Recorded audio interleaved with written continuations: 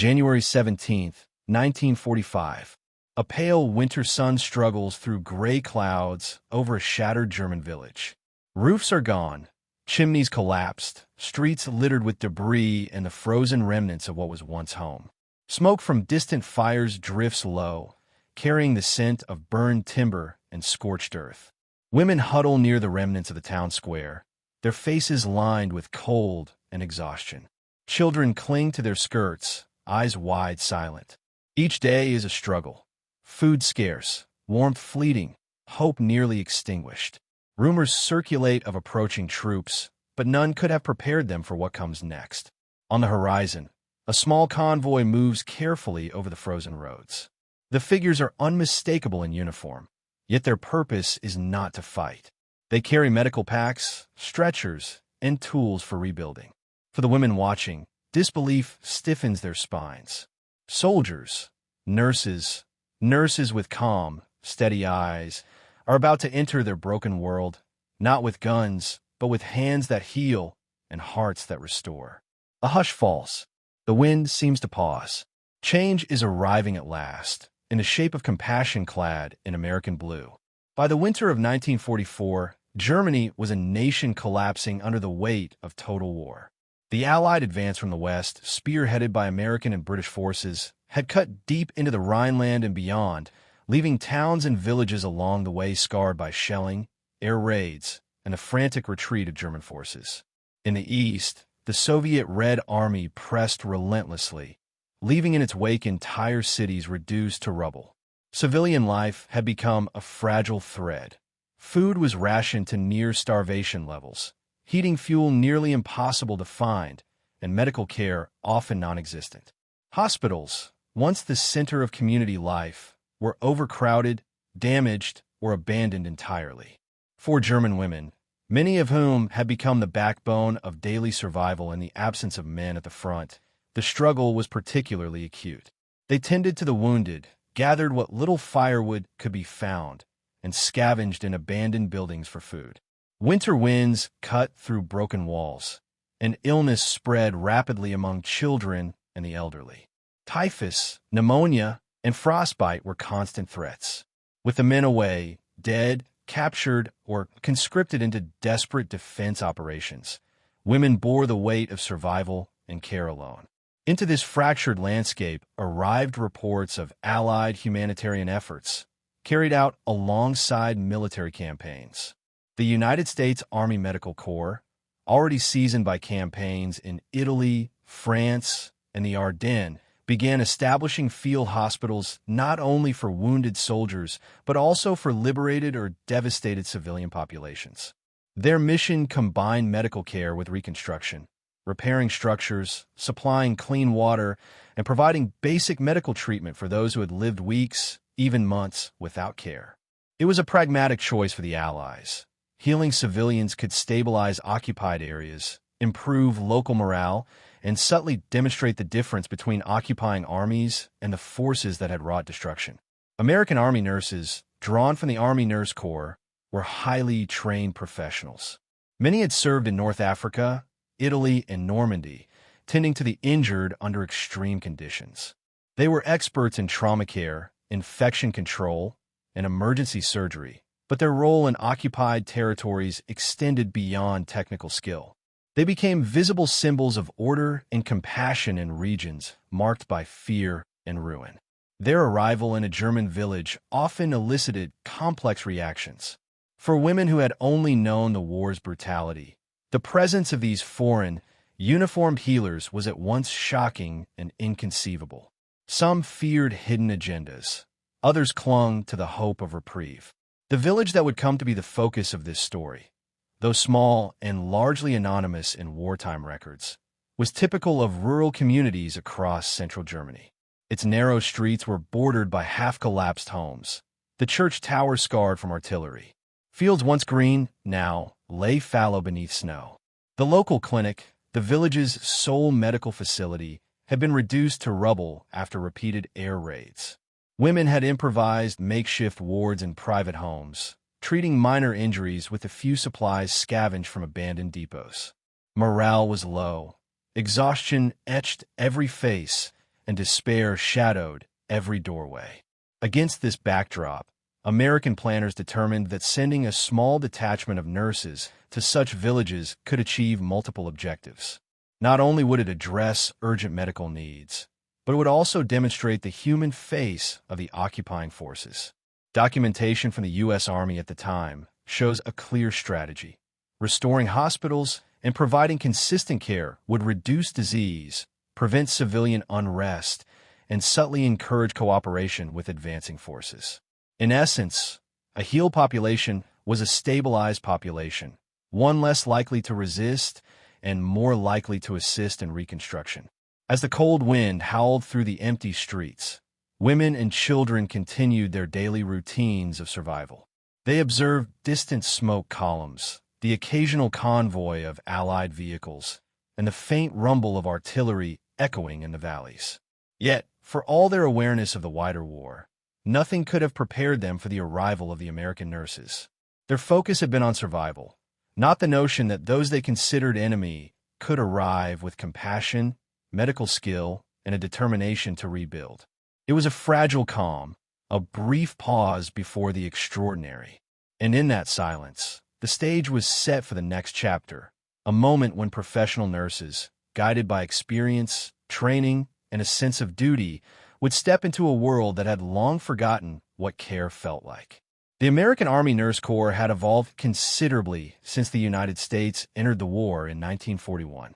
Nurses were rigorously trained in both general medicine and battlefield trauma, capable of setting up field hospitals in locations ranging from French villages to the deserts in North Africa. By late 1944, their experience had become invaluable. They were accustomed to moving quickly, assessing devastated facilities, and improvising when supplies were limited. Their deployments were carefully coordinated with medical officers, engineers, and logistics units to ensure that they could operate in forward areas safely while still providing maximum impact for both soldiers and civilians. In Germany, the challenges were unlike any they had faced before. Villages were in ruins, infrastructure destroyed, and the civilian population traumatized. Many of these communities had gone months without reliable medical care. The local hospitals had either been bombed, converted into military facilities, or abandoned entirely. American planners understood that the psychological state of civilians, particularly women and children, was as critical as their physical health. A single act of reconstruction or medical aid could shift perception, inspire hope, and mitigate hostility. The nurses arrived in the village under military escort, their vehicles carrying medical equipment, bandages, medicines, and the tools necessary for minor reconstruction. For the women who saw them approaching, the sight was almost surreal. These were the enemy, yet their intent was unmistakably humanitarian. Observers would later recall a mixture of skepticism and cautious curiosity as the nurses stepped into streets lined with snow-dusted rubble, assessing damage, and speaking quietly among themselves. There were no weapons drawn, no demonstrations of force, only the purposeful movement of trained professionals. Once on site, the nurses began surveying the ruins of the village hospital. The roof had collapsed in sections, walls were pockmarked with shell fragments, and the floors were layered with debris. Yet, within hours, they had established temporary wards using tents, stretchers, and salvage furniture. They prioritized patients based on urgency, the elderly with frostbite, children with respiratory illnesses, and women suffering complications from childbirth or untreated infections. Their presence introduced structure and order into a space that had long been chaotic. The reactions of the German women were complex. Initially, many kept their distance, fearful of motives or possible reprisals from retreating German forces. Some whispered prayers. Others studied the nurses silently, eyes wide with disbelief. Slowly, curiosity overcame caution. Mothers allowed their children to be examined. Women brought forward makeshift supplies, and conversations began, halting at first, then more open. Over the following days, interactions became routine, and what had seemed impossible, receiving care from those they had been taught to fear, became a tangible reality. Documentation from military historians confirms that such missions were not isolated events. In regions of Germany nearing the front lines, the U.S. Army Medical Corps deliberately deployed medical personnel to devastated civilian areas to perform reconstruction and care. Field hospitals were established in towns where traditional facilities had been destroyed, and local civilians, especially women and children, were systematically integrated into the rehabilitation process. These operations required careful coordination with local authorities, even when German governance had largely collapsed and relied heavily on the professionalism and adaptability of the nurses. By the end of the first week, the village hospital, once reduced to rubble, was partially operational. Beds had been arranged, supplies organized, and a rudimentary triage system in place. The women of the village, once incredulous, began to understand that the Americans had arrived not to occupy, but to heal. It was a profound reversal of expectations.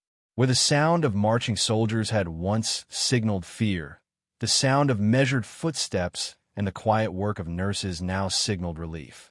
This combination of preparation, skill, and human compassion laid the foundation for the profound impact that would unfold over the following weeks. The village, its women, and its children were witnessing a rare wartime phenomenon. The enemy offering aid without coercion, an unexpected intersection of military planning and humanitarian care. Human angle. For the women of the village, the arrival of the nurses was a profound shock. Months, even years, of war had eroded trust, replaced routine with fear, and hardened everyday life into a struggle for survival. Mothers who had scavenged for medicine, patched wounds with cloth, and comforted sick children suddenly encountered trained professionals with clean uniforms, organized supplies, and steady hands. The contrast was stark. Where despair had dominated, order and care now appeared. Observers recorded the mix of incredulity and cautious hope that defined their first encounters. A mother with a child suffering from frostbite hesitated, gripping the child's arm tightly before allowing a nurse to examine the wound. The fear of hidden motives battled against the desperate need for aid. Slowly, as treatments began to succeed and children's pain eased, trust was cautiously built, establishing a foundation for human connection that transcended the enmity of war. Tactical/military angle. From a military perspective, deploying nurses to civilian areas served both pragmatic and strategic purposes. The American Army understood that occupied territories required stability. Medical aid provided civilians with essential care while simultaneously mitigating potential resistance. The operation required careful coordination. The nurses traveled with armed escorts, yet they themselves carried no weapons, signaling intent while maintaining security. Their presence demonstrated that the Allies could extend power not only through combat, but through structured, purposeful humanitarian action. Such initiatives contributed to a broader strategy. Civilian morale, particularly among women and children, could be harnessed to support local infrastructure, reduce disease, and foster cooperation. In effect, the simple act of medical care became a tactical tool, blending compassion with calculated military foresight. Technological/medical angle. The nurses brought with them knowledge and equipment that was often unavailable to local populations. Field hospital techniques allowed them to quickly establish triage systems, organize sterilization protocols, and treat a variety of ailments under constrained conditions. Instruments for suturing, bandages, antibiotics, and improvised incubators were deployed with precision. Even in a partially destroyed hospital, they could sterilize equipment, administer injections, and treat injuries that, left unattended, could have proved fatal. For the German women, these practices were nearly magical in their effectiveness. Infections cleared, fever subsided, and injuries healed. The impact extended beyond immediate survival, demonstrating the technological superiority and logistical sophistication of the American Medical Corps. Leadership angle. Coordination at multiple levels was essential. Commanding officers and nurse supervisors made critical decisions about where to deploy resources, which patients to prioritize, and how to manage the delicate interface with local civilians. Leadership here was not exercised through intimidation or force, but through competence and example. Officers observed and adjusted operations based on emerging needs. Extra supplies were redirected, temporary wards established in barns or cleared homes, and schedules arranged to maximize care. This type of leadership reinforced discipline, encouraged efficient operations, and instilled confidence in both the nurses and the civilians they served. Moral/psychological angle. Finally, the moral and psychological impact cannot be understated. For the village women, the arrival of American nurses symbolized a temporary lifting of the war's relentless pressure. The ability to receive care from those they had been conditioned to view as the enemy reshaped perception, engendering trust, gratitude, and even admiration. Psychologists studying wartime occupation later highlighted these interactions as pivotal moments in civilian morale. Witnessing organized, compassionate aid from the other side could reduce trauma, alleviate hopelessness, and create lasting impressions of human decency amidst destruction. These angles converge to show that the nurse's mission was far more than simple medical assistance. It was a multidimensional operation, combining empathy, strategy, skill, and leadership.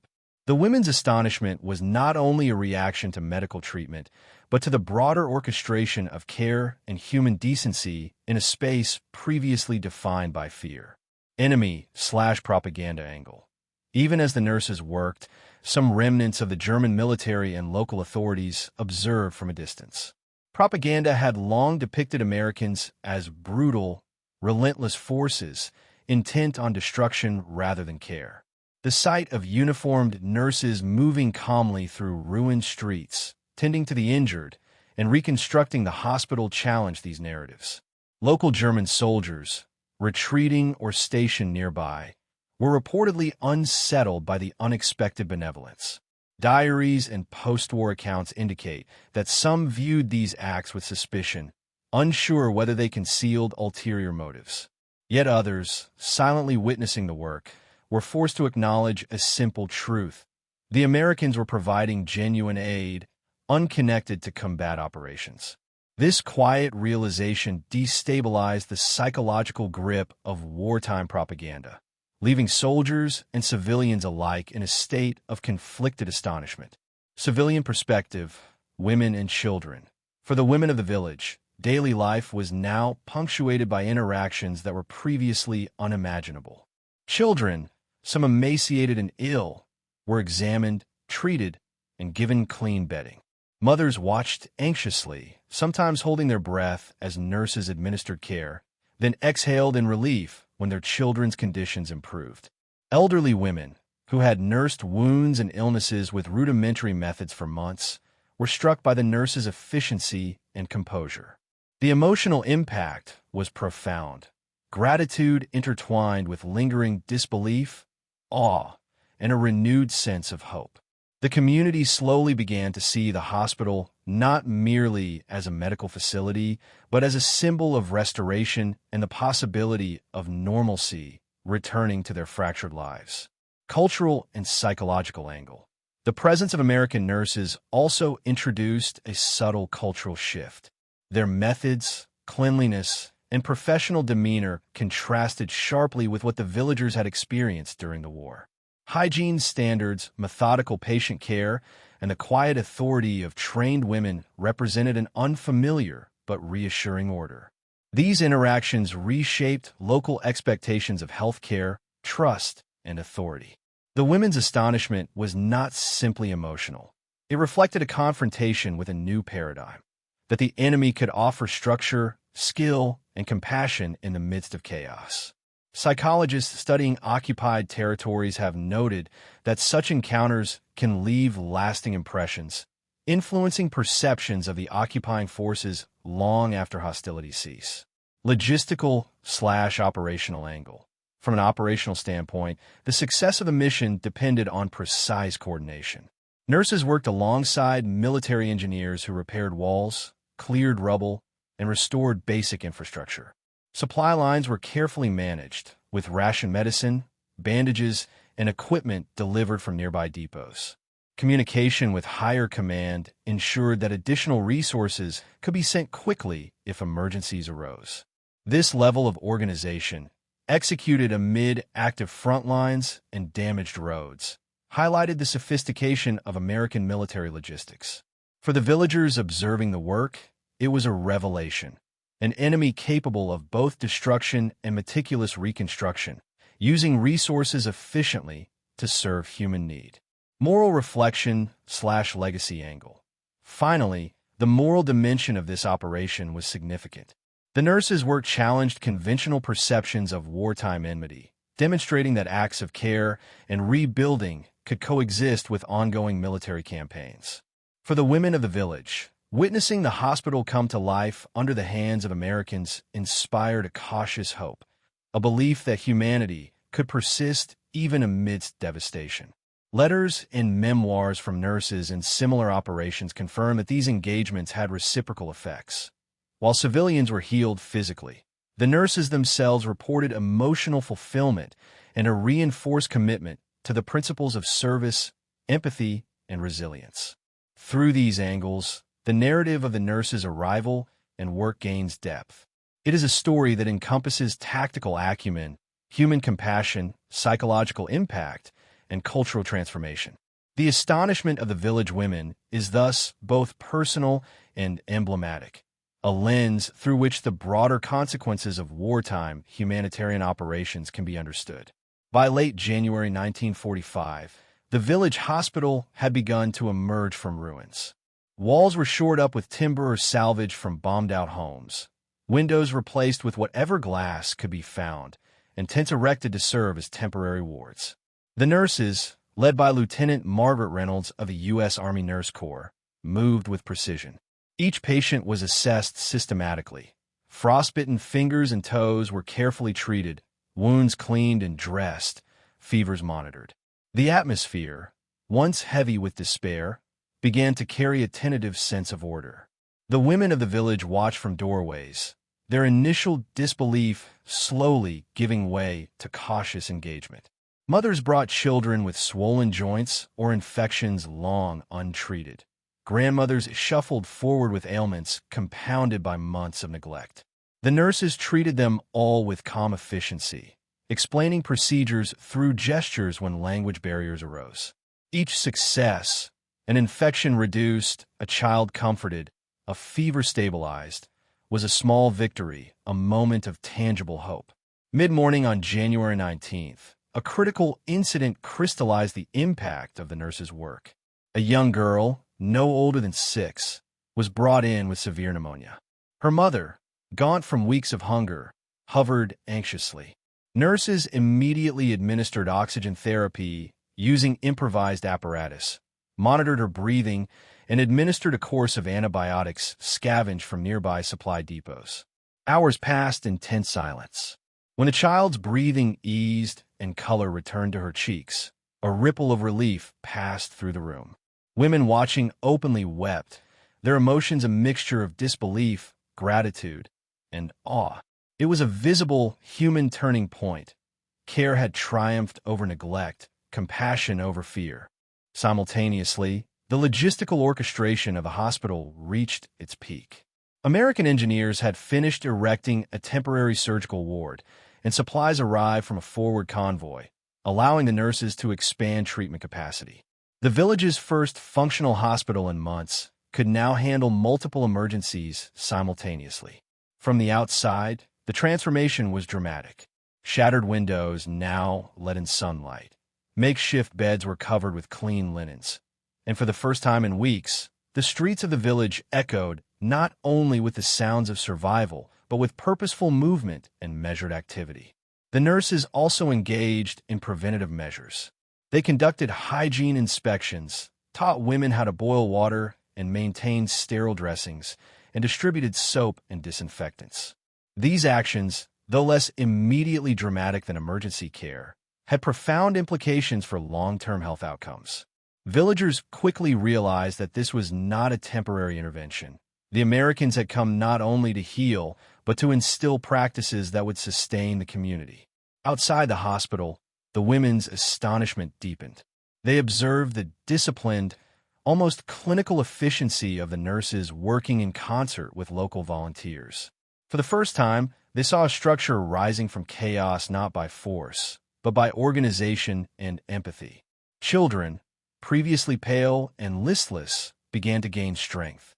Elderly women reported improved conditions, and mothers noted that minor injuries were no longer progressing into dangerous infections. Every visible success reinforced the unprecedented nature of the situation. The enemy, the Americans, were actively rebuilding life rather than destroying it. Even the nearby German soldiers, cautious observers at first, took note. Reports from post-war accounts suggest that some soldiers recorded their disbelief at witnessing enemy medical personnel operating with such competence and humanity. The propaganda that had framed Americans as ruthless combatants was momentarily suspended in the face of tangible care.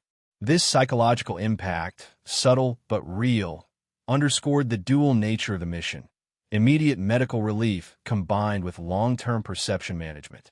The following morning, January 20th, 1945, marked the true turning point in the village's recovery.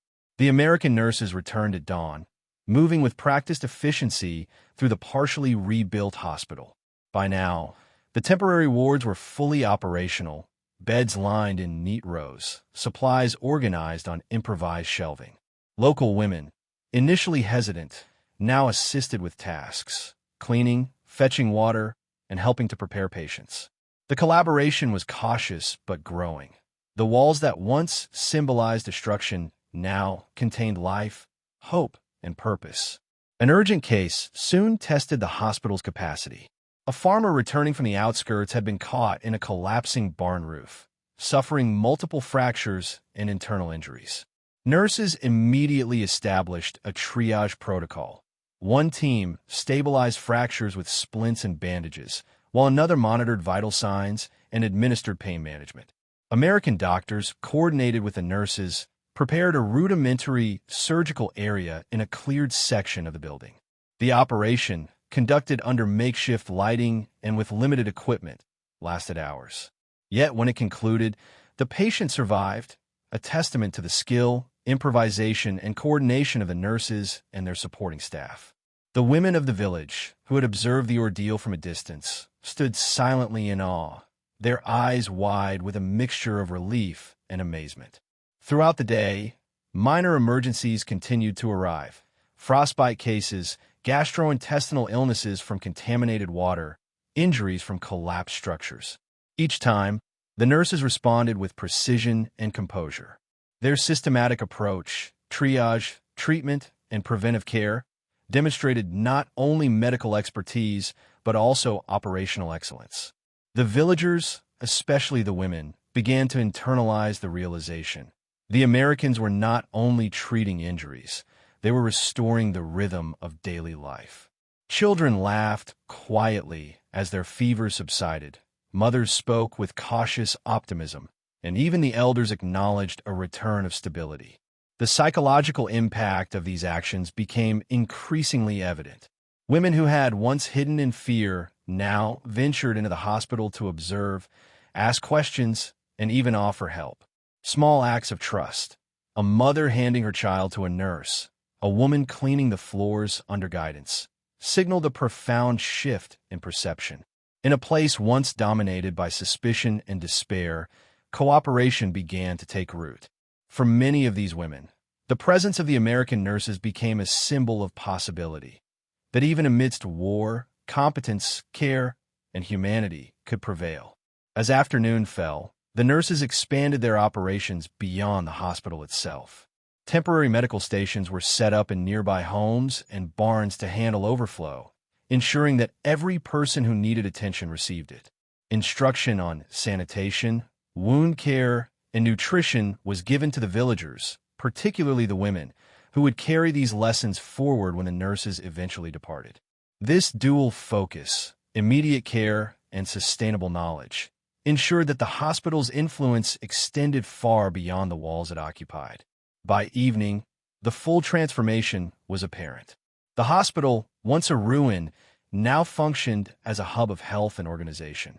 Women who had watched from windows now moved through the wards with purpose, assisting nurses and observing procedures. The village, for the first time in months, felt a semblance of normalcy. The work of the American nurses had not only restored medical capacity, but had also rekindled confidence, hope, and dignity among the civilians. Even in the surrounding countryside, the impact was noticed. Reports indicate that neighboring villages learned of the American medical teams and their effectiveness. Women and children from nearby towns traveled cautiously to receive treatment or seek guidance, further amplifying the mission's reach. The nurses' work became a living demonstration of disciplined care and strategic humanitarian intervention, merging the technical, psychological, and moral aspects of wartime operations into a single, coherent effort. In the days following the hospital's reconstruction, the immediate effects on the village were profound. Morale among the women and children rose noticeably. Tasks that had once seemed insurmountable, fetching water, cooking safely, caring for the sick, became manageable under the guidance of the American nurses. The practical lessons imparted on sanitation, wound care, and nutrition began to take root. Women organized clean areas for children to sleep, established routines for administering medicine, and maintained hygienic conditions that significantly reduced the spread of disease. Medical outcomes were equally tangible.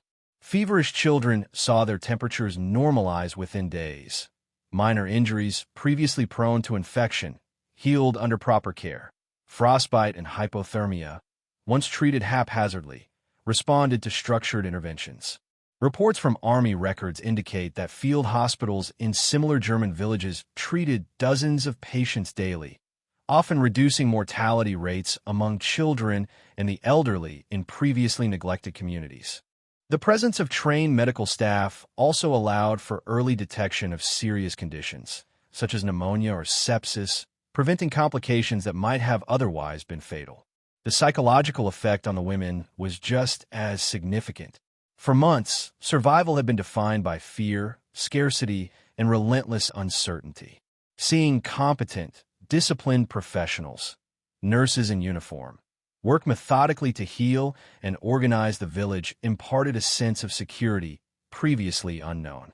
Mothers observed that their children's laughter returned, that their own labor was less solitary, and that the human capacity for care could persist even amidst destruction.